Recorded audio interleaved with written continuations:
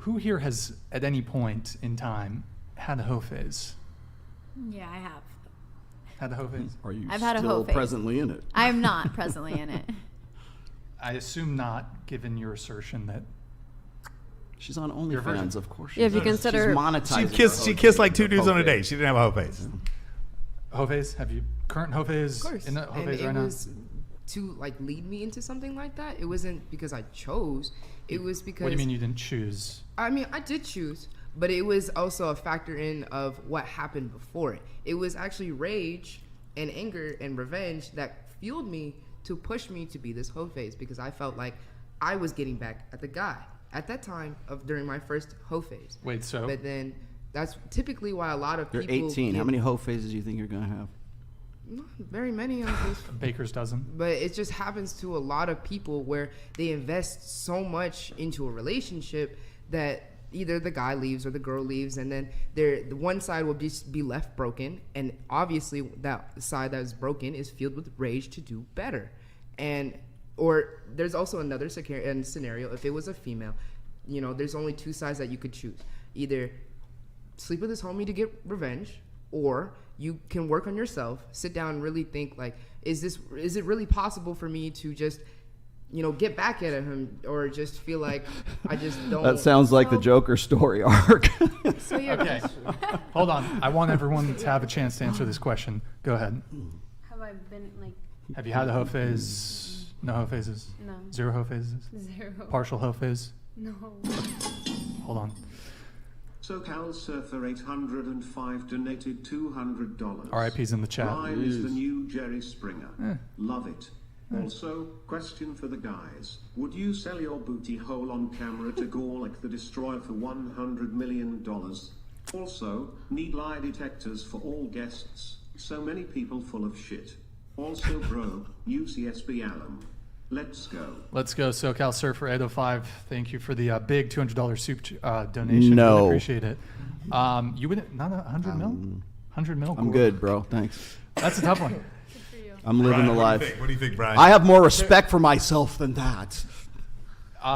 No STDs, right? Is the scenario like you? Yeah, I an guess STD? it'd be no STDs. No STDs? Bruh.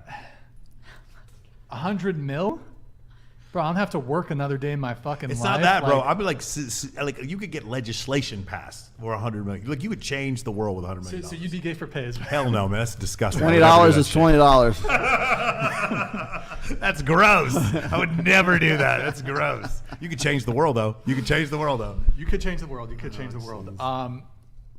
So, okay, no hoe phase. What about you? Has there been a hoe phase? Not really. I guess a partial one. Partial hoe phase? Yeah. What's a partial hoe phase? I just consider that talking to like a bunch of guys What- after. when you say a bunch of guys, how many are we talking? Oh, not a lot, like 4.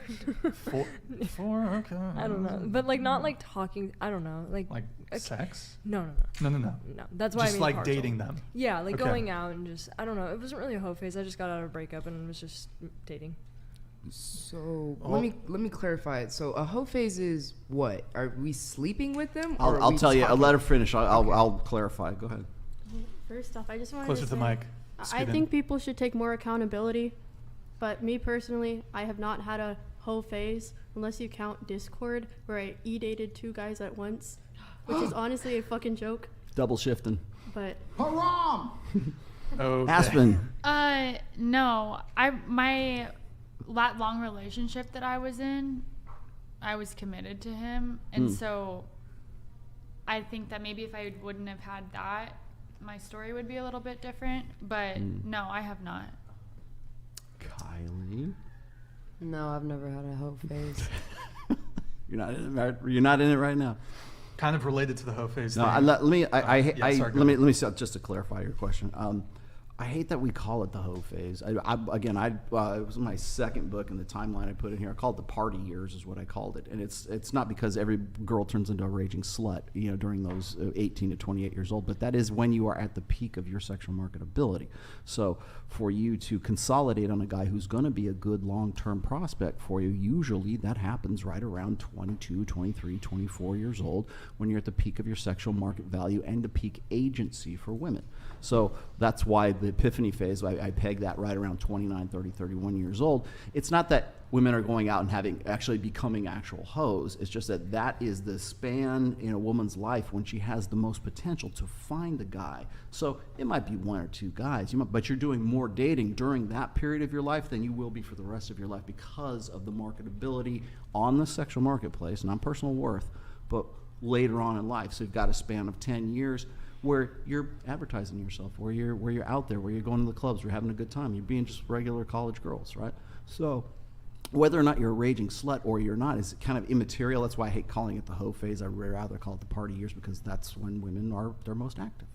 Then let me clarify then. Mm-hmm. No, I did not go through a hoe phase. I did go through a party phase. It's because you're 18, you're just coming into Of course.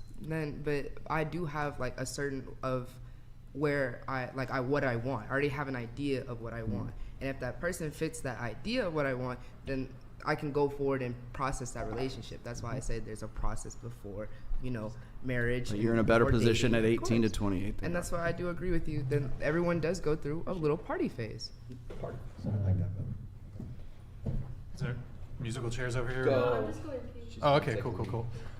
Here, while she does that, we have a chat here. We have Stagner with the 100. Thank you, man. I really appreciate it. Why, when a woman doesn't have a man, she often has to take on a masculine role, but when a man doesn't have a woman, he doesn't necessarily have to take on a feminine role. Does this prove that masculinity is more essential to survival than femininity?